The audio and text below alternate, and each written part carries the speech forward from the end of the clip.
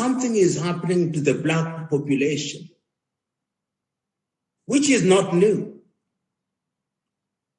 When George Floyd said, "I can't breathe," he was simply echoing something that Blacks have said throughout the ages. During slavery, the Blacks said they couldn't breathe. But whites, whenever a Black man says they can't breathe, they press even more so that breath is snuffed out of their life. We did not breathe during slavery. We did not breathe during colonization. We said we cannot breathe. But they kept on stepping on our necks. When the neo-colonial project started, we said we couldn't breathe. But they kept on stepping on our necks. When the structural adjustment programs were imposed in Africa in 1908, we said we couldn't breathe. And they stepped on our necks, and we kept breathing.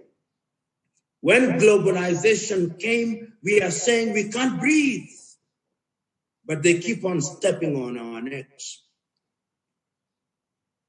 George Floyd is a martyr for we who can't breathe but refuse to die. And that is why the world is alive today in Minneapolis, Minnesota, in Chicago, in Berlin, and in different capitals of the world. Blacks are rising up and saying, we can't breathe.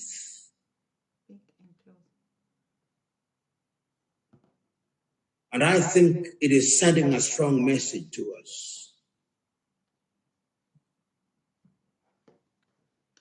Okay.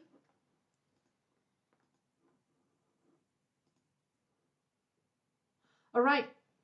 Are you there? Yes, I'm there. Okay. Yes, we can breathe. It is a strong message, and we've been having a couple of guests here on the show for the past days, and we're talking about this can't breathe. And most guest speakers are also saying this I can't breathe is going to be the narrative that would change the face of Black people worldwide, and automatically can also signify that Black people worldwide and the African continent cannot breathe until we are united. We can't breathe. And so let me just go ahead and read what you wrote. When this incident happened, you reacted spontaneously like every other leader or every expectation of people worldwide was the case. And it was. The world has witnessed a footage reminiscent of the days of slavery where a police officer brutally and callously used his knee to snuff life out of George Floyd, with his two colleagues tactically urging him to commit murder. This inhumanity that is visited on Blacks with disturbing frequency must be condemned in the strongest terms, you said, and punished in accordance with the law. Now, I believe you said it clean and clear. Other leaders around the world reacted. People spontaneously, the population woke up and they started reacting. It didn't suffice for the government to take action. And we saw it in the quotes of Martin Luther King in 1964 when he said, riot is the language of the unheard. Do you think that if the United States government had reacted immediately when these videos went circulating, without people going on the street to just have passed the judgment that they have passed, it would have actually changed the situation that we are currently experiencing now? Perhaps yes, perhaps no. But what happened in Minneapolis is with precedent. America has seen cases before that of George Floyd, where young Black African Americans have been dealt with ruthlessly as if they were children of a lesser God. And as Martin Luther King Jr. once said, and rightly so, that riot dramatizes our anger and is the lingua franca that the whites who believe that Blacks are children of a lesser God understand. So that even if those individuals had been arrested beyond the dismissal and taken to court, I believe there was still a need to dramatize our anger. And I don't even think that we have dramatized it sufficiently. Correct. I believe that in every country in Africa, the 55 of them, we should choose a day of rage, a single day of rage, when we congregate in front of American embassies across the whole continent of Africa, peacefully. And we present petitions to the ambassadors expressing our rage. I look forward to that day, and I expected, and I still expect, that the African Union is going to lead that day of rage, and that the chairman of the AU is going himself to appear at the embassy of the United States of America in Addis Ababa, Ethiopia, on a day that we must choose, at an hour that we must choose, so that we express this day of rage. It is critical, it is important, because it will demonstrate to them that Black lives matter. Yes, I fully agree, because that was going to be the next part that I was going to come to say, what about us on the continent rising up and those in other cities in the diaspora? But one thing that has actually triggered people to understand that even amidst a pandemic and COVID and the social distancing, now it's just as if life was normal. People break the bounds of social distancing. Nobody was afraid again of what would be a contaminated disease, because at least human lives matter. And so if we're going to die in such conditions, what does social distancing mean or apply to us? And so I am agreeing. We are agreeing from the Pan-African Daily TV, and I know the audience that is here with us are already agreeing and say this is the kind of leadership, this is the kind of action plan that we want to see from our leaders, to whom you or one of them, the think tanks of the continent, should rally out and massively condemn this act. For that, I give you 100%, and that we are behind you. All of us are going to travel. Whenever you need us, we're going to be on the next flight. Just tell us how we're going to organize ourselves, and we would be out there in our numbers. Now, coming back to the AU's reaction, I think, do you see it as a first reaction? I mean, we know, we've been saying it a couple of times, and you say they're still dogs. Even if they're toothless, they're still dogs. Yes, and we are seeing that for the first time, or I don't think for the first time, but one of the major times now that we're seeing the AU chairman come out in strong terms with other leaders and saying we have to put an investigation. They did not only just condemn the act, but they say an investigation committee would be set out to monitor this change. Do you think that there could be sanctions that would follow from the continent in case these investigations are carried out? What kind of consequence might follow? I think that what the AU has done is to be commended. The fact that a statement was issued through the office of Chairman Mohammed, that is a good thing. But I would have loved to see a footage of Chairman Mohammed, not him speaking through a spokesman. I want to see him on live television because he has the facilities.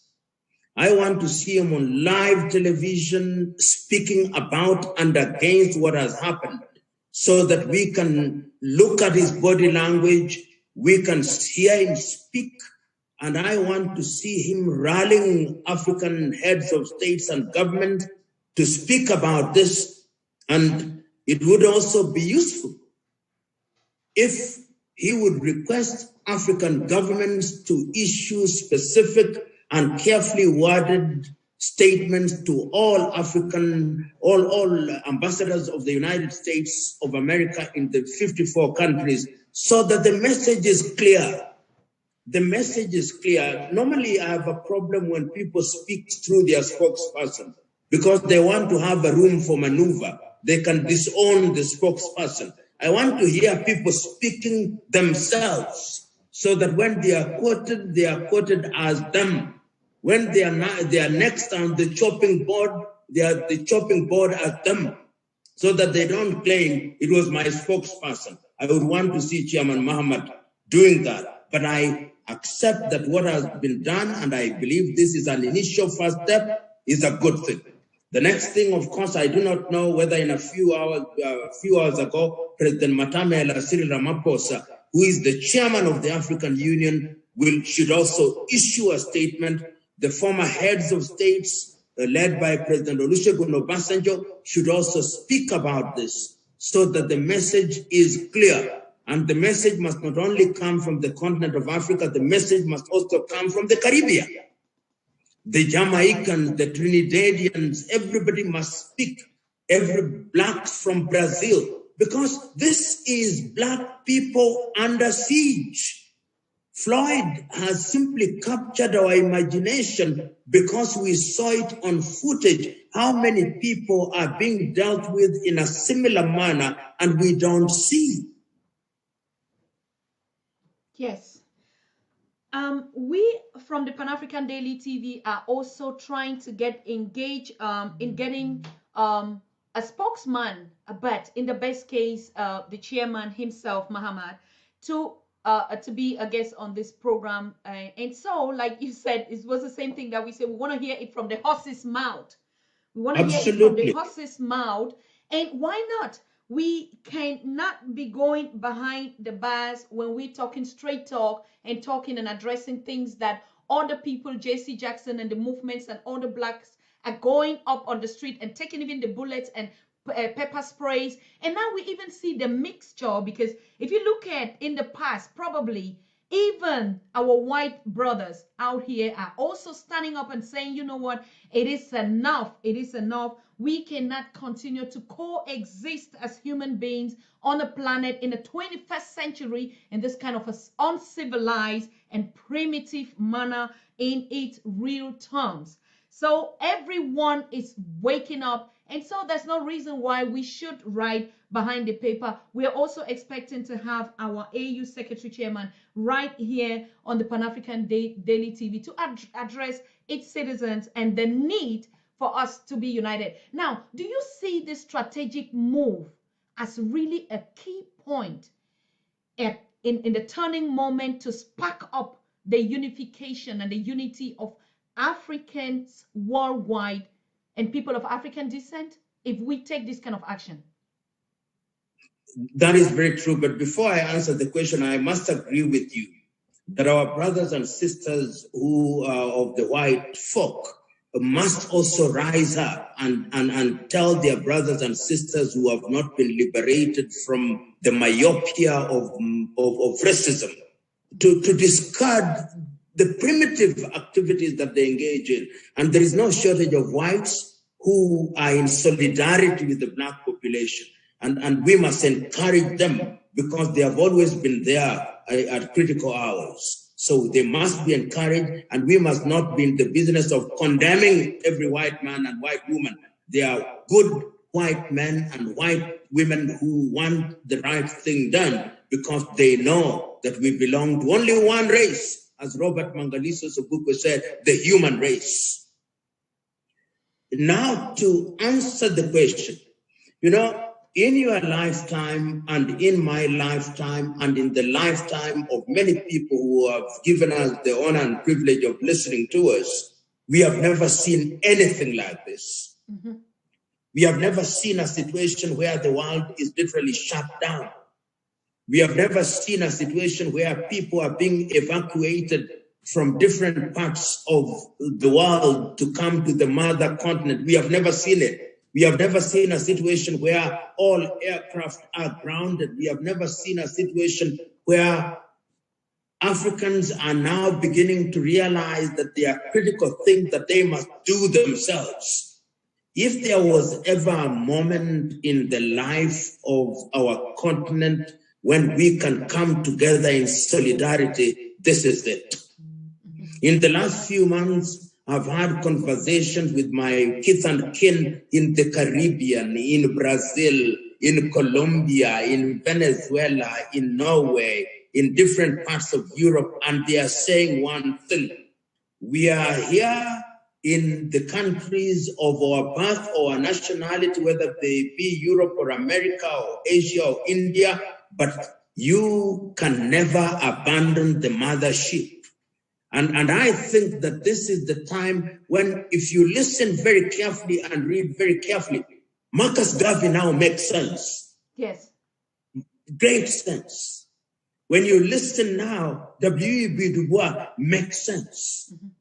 Nkrumah now makes sense like he never made before.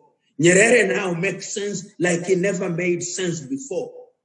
Africans in the diaspora, and I was having a conversation with my good friend, Dr. Ikana Chambri Kwao, who is organizing something about the diaspora, and I was telling her, this is the moment. The iron is hot, and it must be struck now. The diaspora, the 230 million Africans who are resident out of the mother continent, must now organize and engage with the mother continent, and the mother continent must also have a receptacle for them. And I'm very happy in this regard with the President Nana Dankwa-Addo Akufo-Addo of Ghana, who last year introduced something called the Year of Return. And I think that we can build on that. And I hope that immediately after COVID-19, when the African governments African leaders meet in Addis Ababa, Ethiopia, one of the critical issues will be how to ensure that Africans in the diaspora are integrated into the activities of the continent. So that, for example, the African Development Bank, where my good friend Dr. Adenshina Kinumi Adeshina is now under onslaught from the American government, yes. we tell the non-African members, you go with your money so that you stop controlling us. The Africans in the diaspora can buy 25% of the African Development Bank. And it becomes a truly African bank with no Japanese, with no Americans, with no Irish. We can deal with them, but in our purity as an African Development Bank. This is the time. This is it. If there was any time that we waited for, divinely it is presented to us. Out of the wombs of adversity, there is glimmer of hope. Yes. Now you just went to the point, the next point, as if you already answered it. Now we are saying this alliance. There's an alliance and a movement. You've been talking to them. I mean, I know we are happy to have you particularly on this question and answer session, because the knowledge that you've been gathering, talking to the different communities out there has been so enormous, And now we're seeing this alliance that more than 1 million Black American families have signed up to relocate, to migrate back to the continent. And we are still seeing the mobilizing going on. And we're even anticipating that even after this revolution, double or triple that amount would be saying, you know what, this is the time for exodus. Like you say, Marcus Garvey could not have been wrong. This is the time that the people are going back to their fatherland and to their motherland, like the president of USA. If America is uncomfortable to you, leave. So, and we are going to see the black sheep that murdered our people in the oceans back to the motherland. Now the question is, they're returning back home. They're returning back home. How do you anticipate that? Ghana has already did open the sign. Now we're looking for possibilities. If we were to advise them, how are we going to open up this process of their re-migration back to the continent. I still don't try to get a roadmap how this will function. You know, Susan, we must not be simplistic about it. There are those of our kith and kin who have as much claim to the United States of America as the white folk. In fact, it is the black people who built the United States of America. Correct. So if some of them choose to remain in the United States of America, they should do so without apology. If you look at our brothers and sisters from the Caribbean, you go to the London Underground, they are the ones who built the London Underground. Correct. So when they are in the United Kingdom, they should not apologize about it. If you find our brothers in France, they contributed. When the European tribes were fighting in the World War I and World War II, they got our kith and kin to join them. We contributed to the making of those countries. So those of our kith and kin who choose to remain in those places, they should not apologize. Yes. Those who are in Brazil, no apology. But those who choose to come back home, we who are in the mother continent must be prepared to welcome them. Correct. And I'm very happy, as I've already said, with President Akufo-Addo. I'm equally happy with President Paul Kagame in Rwanda, who, despite presiding over a very small country, has been very receptive to people coming from other continents. I want to hear countries such as the Democratic Republic of Congo, Angola, Liberia, Sierra Leone, Guinea-Bissau also saying the same thing, so that when they come back home, there is not another conflict of returnees. There is a seamless entry into the continent where they are welcomed and their expertise is utilized for the benefit of the continent. It's something that must be midwifed in a very deliberate and in a very careful way, and the people must be educated so that we don't give our haters another opportunity for discrediting us by saying, we told you, if you went back, they would mistreat you. We must welcome them with open arms, and I think that is the next crusade that we must be engaged in going forward. Yes, Prof.